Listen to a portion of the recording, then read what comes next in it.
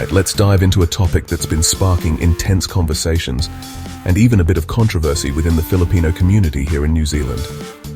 It's something that's not just making headlines back in the Philippines, but is also echoing through the halls of community centers, churches, and even family dinner tables right here in Aotearoa. We're talking about the recent arrest of former President Rodrigo Duterte by the International Criminal Court. And the big question, why do so many Filipinos, even those living thousands of kilometers away, still stand by him? What is it about Duterte that inspires such fierce loyalty, even as he faces charges that have shocked the world? Picture this. It's March 11th, 2025. The world watches as Rodrigo Duterte, the man who once ruled the Philippines with an iron fist and a promise to rid the country of drugs and crime, is arrested at Manila Airport. Cameras flash, police surround him, and in a matter of hours, he's on a plane to The Hague, where he'll stand trial for crimes against humanity. The images are surreal, almost cinematic. For many, it's a moment of reckoning, a turning point in Philippine history.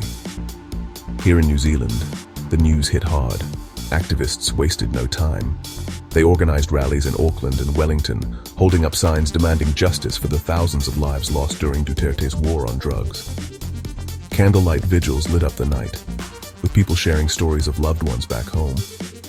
Some even recreated crime scenes with chalk outlines on the pavement, a haunting reminder of the violence that's haunted the Philippines for years. For these activists, Duterte's arrest wasn't just about one man. It was about finally shining a light on years of pain, fear, and unanswered questions. But here's where things get complicated. Not everyone in the Filipino community is celebrating. In fact, if you walk into any Filipino gathering here, you'll hear a mix of opinions. Some people are relieved, others are angry, and many are just confused. The community is split, with heated debates breaking out at community events, in church groups, and even online forums. In Davao City, Duterte's hometown, his face still beams from posters and murals. And that loyalty isn't just limited to the Philippines. Here in New Zealand, you'll find Pinoys who proudly wave Duterte banners at community events, who see him as the leader who brought order to chaos. For them, Duterte is the tough-talking mayor who became president and made the streets safer, even if his methods were controversial. They remember a time before Duterte, when crime was rampant and people felt unsafe walking home at night. To these supporters, his arrest feels like a betrayal, a punishment for someone who, in their eyes, did what needed to be done. For many of these loyalists, the news of Duterte's arrest is deeply personal. It's not just about politics, it's about identity, pride, and a sense of justice that doesn't always line up with international headlines. Some feel anxious, worried that the world doesn't understand the complexities of life in the Philippines, or the reasons why so many people supported Duterte in the first place. So why does all of this matter here in New Zealand? Why are Kiwis and Pinoys alike so invested in what's happening half a world away? The answer goes deeper than just news headlines. It's about community, identity, and the way global events ripple through immigrant lives. For many Filipinos in New Zealand, what happens back home shapes their sense of belonging, their conversations with Kiwi friends, and even their children's understanding of justice and leadership. In recent weeks, we've seen Kiwis and Filipinos standing side by side at protests and community forums. Some are calling for accountability and justice, while others defend Duterte's legacy, arguing that the West doesn't always understand the realities of life in the Philippines. These debates aren't just about Duterte. They're about what kind of society we want to build, both here and back home. Even local politicians are weighing in. Green Party MP Francisco Hernandez, himself a Filipino Kiwi, has spoken out at rallies, reminding everyone that this isn't just a Filipino issue.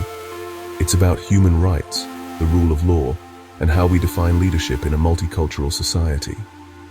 His words have resonated with many, sparking conversations about what justice really means and who gets to decide. Meanwhile, the story is far from over in the Philippines. The country is in turmoil, with news channels broadcasting scenes of unrest, political rallies, and families anxiously watching events unfold. The arrest of Duterte has opened old wounds and started new debates about the future of the nation. And if you thought the drama ended with Duterte's arrest, think again. His daughter, Sara Duterte, is now facing her own political battles. With impeachment threats looming and the once powerful Marcos Duterte alliance falling apart, the political landscape is shifting fast. The stakes are high, and the future is anything but certain. All of this is happening as the 2025 elections approach, a time when the country's future hangs in the balance. Political parties are scrambling, alliances are breaking, and ordinary Filipinos are left wondering what comes next. It's a real-life soap opera, but with consequences that will shape the Philippines for years to come. Duterte's arrest is just the beginning of a much bigger story. It's a test of the country's justice system, a challenge to old ways of thinking, and a chance for Filipinos everywhere to ask tough questions about power, accountability, and what kind of future they want to build. For many Filipinos in New Zealand, this moment is about more than just one man. It's about breaking cycles of violence, demanding real change, and building a future where justice isn't just a word politicians throw around, but something that's lived and felt in everyday life. Young people especially are stepping up, organizing forums, sharing their stories, and pushing for a new kind of leadership that values both safety and human rights. So what about you? How do you see all of this? Maybe you're someone who believes in second chances, or maybe you think justice is long overdue. Maybe you're still figuring it out, just like so many others in the community. These are tough questions, and there aren't always easy answers. Is this the moment when justice finally catches up? Or is it just another twist in a story that never seems to end? Whatever your take, one thing's for sure. The conversation is far from over. So let's keep talking, keep questioning, and keep pushing for a future where justice, truth, and community matter for everyone.